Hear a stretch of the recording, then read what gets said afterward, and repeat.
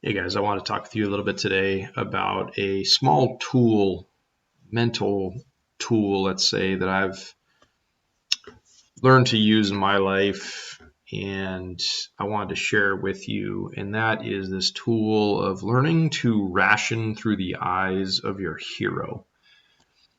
And I want to break this down and talk about this a little bit. This is a very powerful thing, at least it is for me, and I hope this makes sense, and I hope this is something that you can carry with you and use in your lives as you encounter challenging situations and you have to ration through anything that you're dealing with, really, particularly things that are hard or make you question yourself very specifically. Now, what I'm talking about here is at these points in time when you find yourself in a challenging situation. Most of the time I found this most helpful when we're at least me personally, I am trying to make heads or tails of the way that I'm being treated by an employer, by a romantic partner, by a friend, by a family member, by all sorts of different outside inputs in my life. But making ration of the way that you're being treated, it's very helpful to try to transcend your mindset and put yourself in the shoes of somebody who you perceive to be a hero. So let's talk about that specifically in of itself before, or as we get started here. Like a person that you feel is a hero, you feel is a person of very, very, very high value. That's why you think they're a hero. This is somebody that you look up to. This is somebody that you probably aspire to be like. This is somebody that you would probably trust their judgment over yours, maybe, if you hold them in such a high regard. And why this is relevant and the way this relates is, like I said, when you're in your present moment trying to rationalize and consider what you're going through. Let's just take the instance of an interpersonal relationship. I always try to think, like when I'm having a hard time anyways, I try to think like, well, how would my hero react to this if he were in my shoes or she were in my shoes if you're a woman? And I think a lot of times when you're able to think on these sorts of terms, like the right answer is very apparent very quickly, right? Oftentimes you're having this sort of questioning because you know something's not right about the way you're being treated.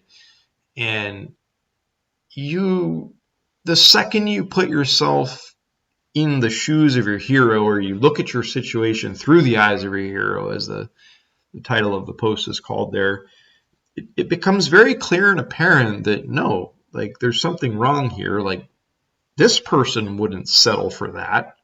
They're a high value person, so why would I settle for this? And that's exactly the conclusion that you ought to deduce after all of your rationalization, your analysis of like whatever it is that you're going through. For some reason, it just becomes very clear to when you think on those terms. It becomes very easy to see with clarity when you're able to take yourself out of your own shoes and put yourself in the mind of another person, that if they were in the same set of circumstances that you are right now, seeing how you think they would react to that, it's very helpful. So as an example, right, somebody in my life that I had perceived to be a hero all the way along was my uncle. My uncle was a very strong individual. He was a leader. He was essentially the patriarch of the family for a long time. Everybody looked up to him. He was a man of principle. He was a man of virtue. He was an honest, straight arrow person of integrity.